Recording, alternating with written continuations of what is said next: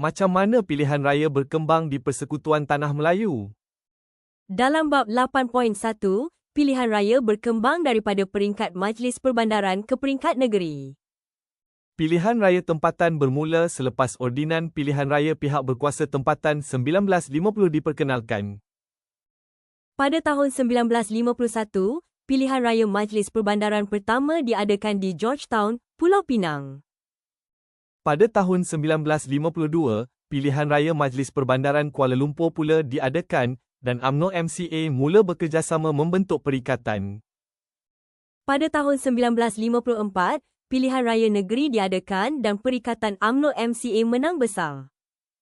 Kesimpulannya, pilihan raya melatih rakyat mengamalkan demokrasi dan menjadi langkah penting ke arah berkerajaan sendiri.